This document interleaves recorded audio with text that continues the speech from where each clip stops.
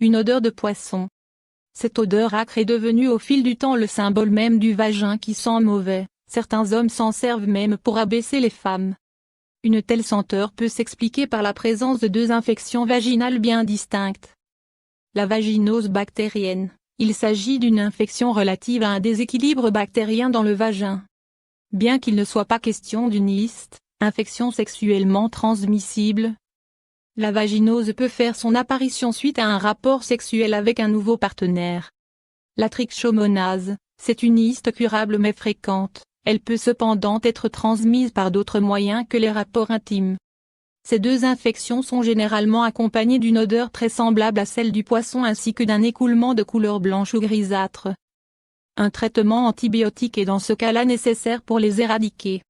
Une odeur métallique. Cette senteur est typiquement courante lorsque vous venez d'avoir vos règles ou que votre vagin a eu un contact direct avec du sperme. Ceci s'explique par le fait que ces deux conditions altèrent le pH vaginal naturellement acide pour le rendre un peu plus neutre. Ce qui donne forcément lieu à un changement sur le plan olfactif. Cependant, si jamais vous remarquez que cet état persiste longtemps après vos règles ou après votre dernier contact avec du sperme, n'hésitez pas à consulter votre médecin pour plus de précautions. Une senteur semblable à celle du pain. Dans beaucoup de cas, les infections à levure n'émettent aucun parfum, les symptômes les plus visibles étant généralement des écoulements blancs et des démangeaisons. Il se peut néanmoins qu'une légère odeur de pain ou de moisi émane de votre vagin dans une telle situation.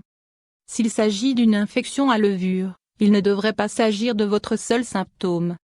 Mais cela devrait déjà vous mettre sur la bonne voie pour la différencier des autres infections qui peuvent toucher vos parties intimes.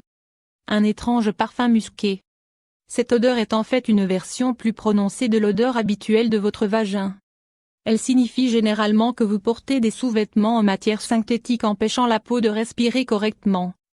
Ou des pantalons un poil trop serrés ou que vous avez tout simplement bien transpiré durant la journée.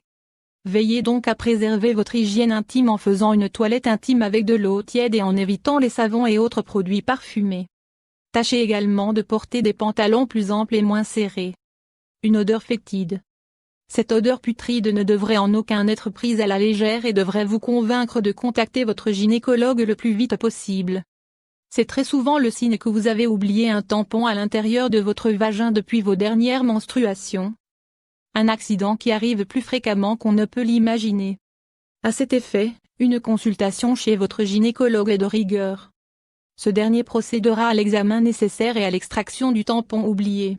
D'ailleurs, il est impératif d'être prudent quant à son utilisation.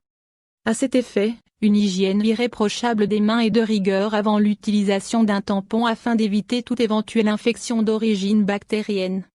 Bon nombre de femmes craignent de consulter leur gynécologue ou obstétricien lorsqu'elles remarquent quelque chose d'inhabituel au niveau de leur partie intime, croyant que ce dernier sera dégoûté par rapport à leur hygiène intime. C'est totalement un préjugé.